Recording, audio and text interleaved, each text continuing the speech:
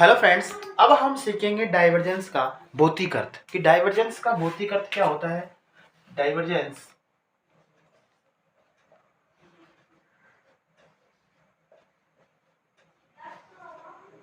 का भौतिक अर्थ।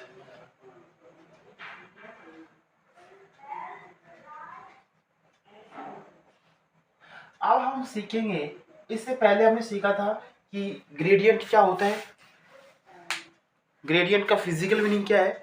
अब हम जो डाइवर्जेंस है, डाइवर्जेंस का भौतिक अर्थ सीखेंगे। डाइवर्जेंस का मतलब होता है फैलना। ठीक है, हमने बताया था कि डाइवर्जेंस को डाइवर्जेंस DIV इसके द्वारा रिप्रेजेंट करते हो, या आप इसको इसके द्वारा भी रिप्रेजेंट करते हो, किसको, डेल डॉट। ठीक है, डाइवर्जेंस किसका निकालते हो, डाइवर्जेंस हमेशा वेक्टर का निकालते हो, सदिश का डाइवर्जेंस फाइंड आउट करते हो। कोई भी सदिश है उसका हम क्या करते हैं, डाइवर्जेंस फाइंड आउट करते हैं। और डाइवर्जेंस का अर्थ क्या होता है, डाइवर्जेंस का मतलब होता है, इसका मतलब होता है फैलना। ठीक है, यदि कोई वेक्टर डाइवर्ज कर रहा है मतलब फैल रहा है, तो हम कह देंगे कि उसका डाइवर्जेंस है वो नॉन जीरो है, अदरवाइज उसका डाइवर्जेंस जीरो है। जैसे हम देखते हैं, हम जैसे एग्जाम्पल के लिए इलेक्ट्रिक फील्ड ऑफ लाइंस की, ये सपोज करो हमारे पास कोई चार्ज है, पॉजिटिव चार्ज है। ठीक है, तो यहाँ से इलेक्ट्रिक फील्ड ऑफ लाइन निकलेंगी, यहाँ से भी निकलेंगी, यहाँ से भी निकलेंगी, यहाँ से भी निकलेंगी, यहाँ से भी निकलेंगी, चारों तरफ निकलेंगी। ठीक है, बाहर की तरफ जाएंगी। ये हो गया, ये हमारे पास पॉजिटिव चार्ज। अब देखो, दूसरा ये पॉजिटिव चार्ज के लिए हो गया। अब हम दूसरा लिखते हैं नेगेटिव चार्ज के लिए। नेगेटिव चार्ज को कैसे लिखते हो, ऐसे। नेगेटिव चार्ज के लिए विद्युत क्षेत्र रेखा ऐसे रिप्रेजेंट करते हैं अंदर की तरफ।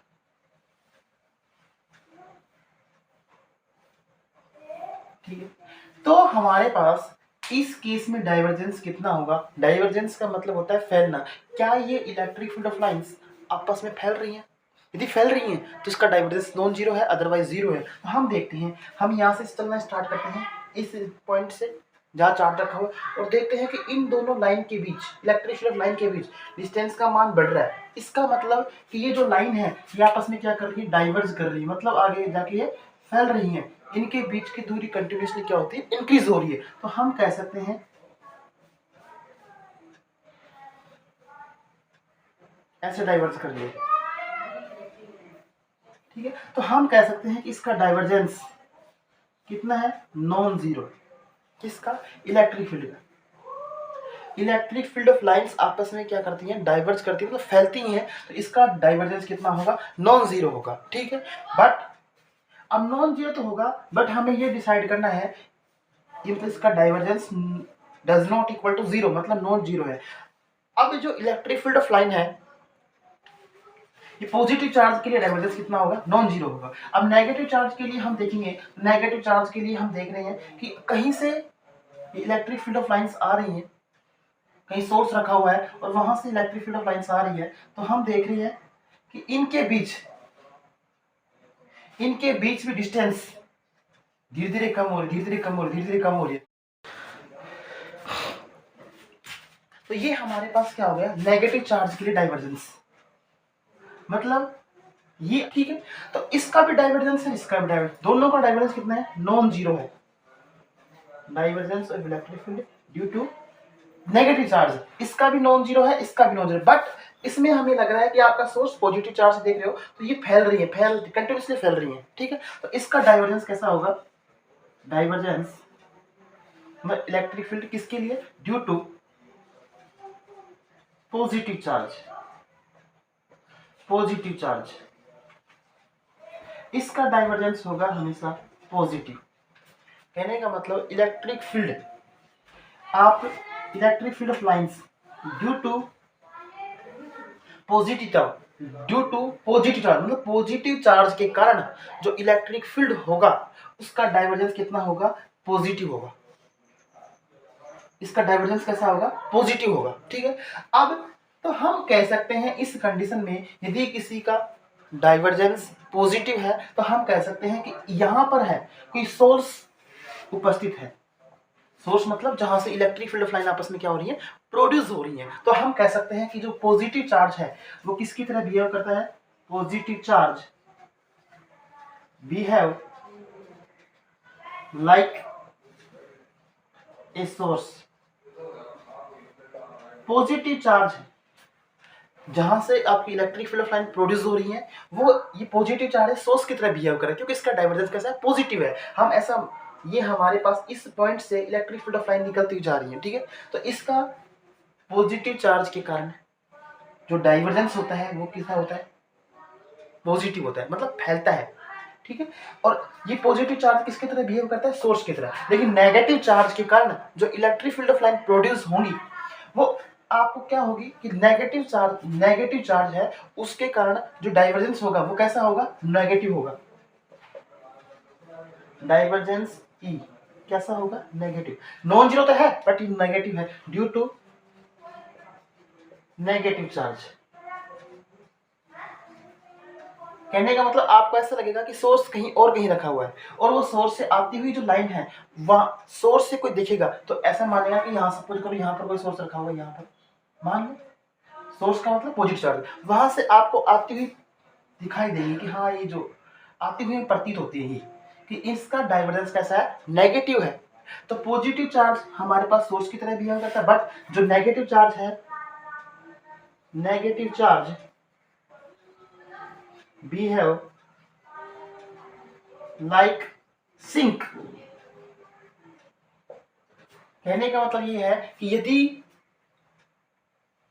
इलेक्ट्रिक फील्ड ऑफ लाइन जहां से प्रोड्यूस हो रही है वो सोर्स की तरह बिहेव करेगा और कहीं से आती हुई किसी पॉइंट पर जा रही है मतलब नेगेटिव चार्ज में अंदर की तरफ इलेक्ट्रिक फील्ड ऑफ लाइन आ रही है।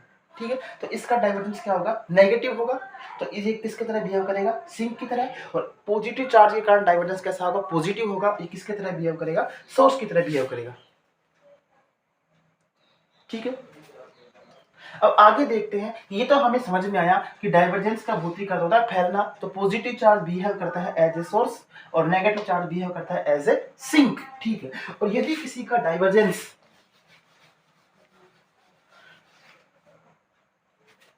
से हम इसकी बात करें,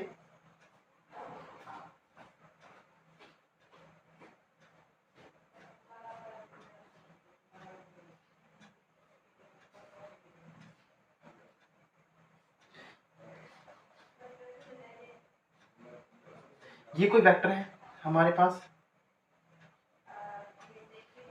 ये कोई वेक्टर है। तो इस वेक्टर को हम देखेंगे तो ये वेक्टर फैल नहीं रहा, मतलब डाइवर्ज नहीं कर रहा। तो हम कह देंगे इस वेक्टर का नाम क्या होगा, ये वेक्टर ए का डाइवर्जेंस कितना होगा, जीरो। क्यों, क्योंकि ये वेक्टर फैल नहीं रहा। ठीक है, तो ये हमारे पास डाइवर्जेंस पॉजिटिव, डाइवर्जेंस नेगेटिव और डाइवर्जेंस जीरो। तो यदि किसी वेक्टर का डाइवर्जेंस जीरो है, यदि किसी वेक्टर का डाइवर्जेंस जीरो है तो इस वेक्टर को हम क्या कहेंगे, यदि किसी सदिश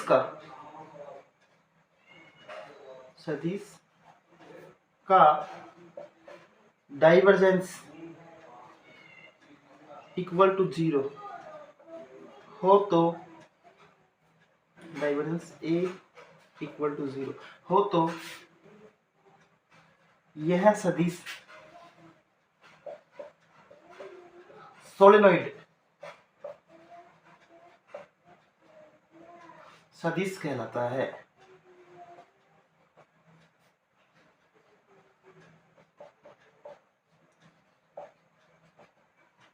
यदि किसी वेक्टर का डाइवर्जेंस जीरो है तो हम उस वेक्टर को क्या बोलेंगे, सोलेनोइड वेक्टर। ये डेफिनेशन इंपॉर्टेंट है कि सोलेनोइड वेक्टर से आप क्या समझते हो। कहने का मतलब कि यदि किसी वेक्टर का डाइवर्जेंस जीरो है तो उसे हम कहेंगे सोलेनोइड वेक्टर। यहाँ पर जो वेक्टर ए है ये सोलेनोइड वेक्टर की तरह बिहेव करेगा क्योंकि इसका डाइवर्जेंस क्या है, जीरो है। और सोलेनोइड वेक्टर के अंदर सोर्स भी होगा और सिंक भी होगा, दोनों एक साथ प्रेजेंट होंगे, तभी इसका डाइवर्जेंस कितना होगा, जीरो होगा। ठीक है, अब हम देखते हैं इसी का एग्जाम्पल, और ये हमारे पास हो गया।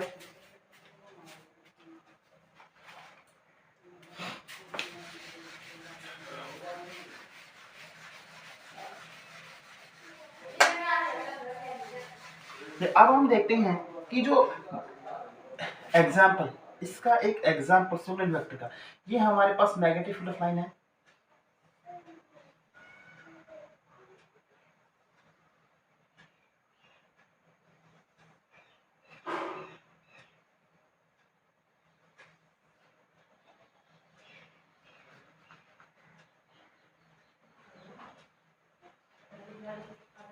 ठीक है, ये N और S दो पोल। तो इसको जो मैग्नेटिक फील्ड ऑफ लाइंस को हम देखेंगे, तो ये जो मैग्नेटिक फील्ड ऑफ लाइंस है ये फैल नहीं रही, मतलब आपस में कहीं क्रॉस भी नहीं करेंगी, ध्यान रखना। और डायग्राम थोड़ा बनने में से बन गया, लेकिन ये आपस में कहीं क्रॉस नहीं करती, ये मैग्नेटिक फील्ड ऑफ लाइंस है। ठीक है, अब ये क्या ये लाइन फैल रही है? नहीं फैल रही। तो इनका मतलब होता है कि जो मैग्नेटिक फील्ड ऑफ लाइंस हैं या डाइवर्जेंस ऑफ बी है, चुंबकीय सदिश का जो डाइवर्जेंस है वो कितना होता है? 0 होता है। क्यों? क्योंकि जो विद्युत चुंबकीय क्षेत्र रेखाएं हैं वो फैलती नहीं है, वो कर्ल करती हैं। कर्ल मतलब घूमती हैं। ठीक है, तो इसलिए हम कह सकते हैं कि मैग्नेटिक फील्ड का जो डाइवर्जेंस है वो कितना होगा? 0 होगा। तो हमारे पास जो बी वेक्टर है, चुंबकीय सदिश,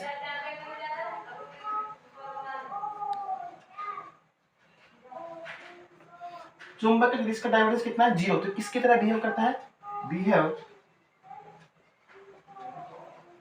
एज सोलेनोइड वेक्टर।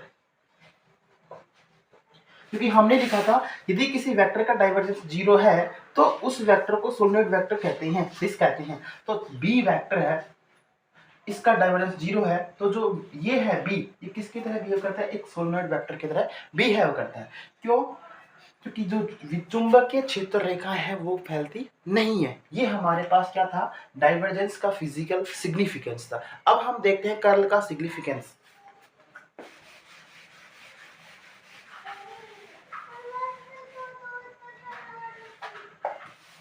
कर्ल का भौतिक अर्थ,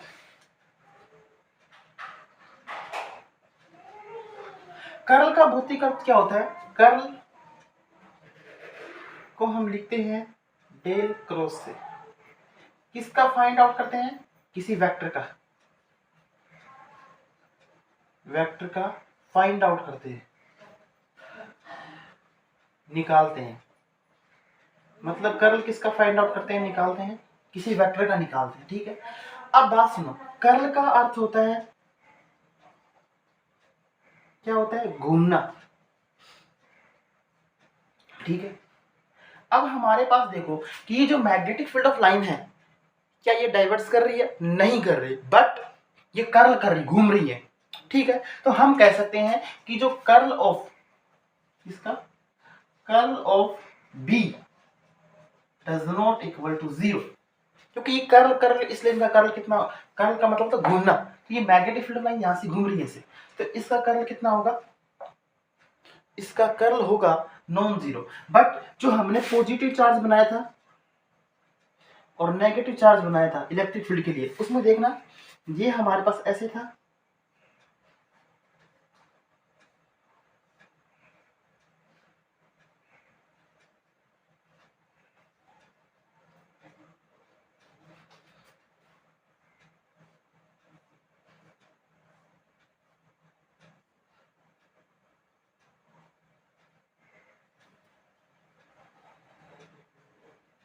इसका डाइवर्जेंस था, इसका डाइवर्जेंस पॉजिटिव और इसका डाइवर्जेंस था divergence of A due to negative charge, negative. ठीक है, अब बात सुनो, क्या ये घूम रही है? ये घूम नहीं रही। जो विद्युत क्षेत्र रेखाएं हैं due to positive charge, positive charge के कारण जो विद्युत क्षेत्र रेखाएं हैं वो घूमती नहीं है, वो कर डाइवर्ज करती, मतलब फैलती हैं। तो इसका कर्ल डाइवर्जेंस कितना हो गया? विद्युत क्षेत्र का डाइवर्जेंस कितना हो गया? डाइवर्जेंस नॉन जीरो हो गया। Curl of electric field, curl of electric field कितना होगा? 0। क्यों? क्योंकि ये विद्युत क्षेत्र रेखाएं कभी घूमती नहीं है, ये फैल रही हैं। देखो पॉइंट के बीच घूमना ऐसा होता है और फैलना ऐसे। दो पॉइंट के बीच की डिस्टेंस क्या बढ़ रही है? इंक्रीज हो रही है कंटिन्यूसली या डिक्रीज हो रही है कंटिन्यूसली, उसका मतलब डाइवर्स करना। अब ये इलेक्ट्रिक फील्ड का कर्ल कितना हो गया? 0। ठीक है, यदि किसी इलेक्ट्रिक फील्ड का कर्ल कितना होता है? 0। और मैग्नेटिक फील्ड का डाइवर्जेंस कितना होता है? ये भी 0 होता है। ठीक है, लेकिन मैग्नेटिक फील्ड का कर्ल कितना होता है? नॉन 0 होता है। इतना हो गया। अब हम देखते हैं यदि किसी वेक्टर का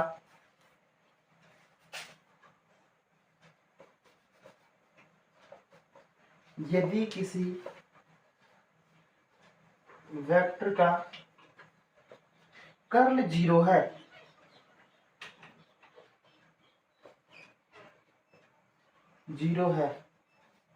तो उस वेक्टर को सदिश को इररोटेशनल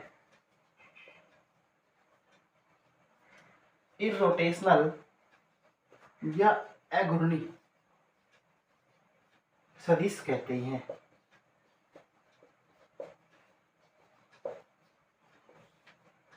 हमने पहले कहा था सोलेनोइड वेक्टर, इसकी डेफिनेशन लिखी थी। अब लिखा है इररोटेशनल वेक्टर, अघूर्णी सदिश। तो जो हमारे पास इलेक्ट्रिक फील्ड है,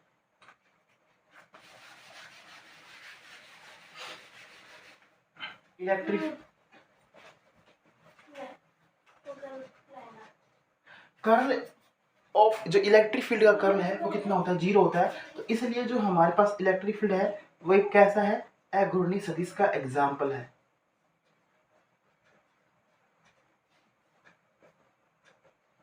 ठीक है, क्योंकि इसका कर्ल कितना है? नॉन 0 है। तो हम कह सकते हैं कि इलेक्ट्रिक फील्ड का कर्ल नॉन 0 है। अतः ये जो इलेक्ट्रिक फील्ड है ये एक अघूर्णी सदिश की तरह बिहेव करता है। तो हमने आज क्या सीखा? आज हमने दो महत्वपूर्ण डेफिनेशन पढ़ी। क्या? कि एक सोलेनोइड वेक्टर क्या होता है, इररोटेशनल वेक्टर क्या होता है, कर्ल क्या होता है और डाइवर्जेंस क्या होता है, इनका फिजिकल सिग्निफिकेंस देखा। हम अब जो नेक्स्ट लेक्चर है उसमें देखेंगे कि डाइवर्जेंस, ग्रेडियंट, डाइवर्जेंस और कर्ल, इनकी जो डेरिवेशन है इन ऑर्थोगोनल कर्विलिनियर कोऑर्डिनेट सिस्टम के अंदर, वो हम अगले लेक्चर में देखेंगे।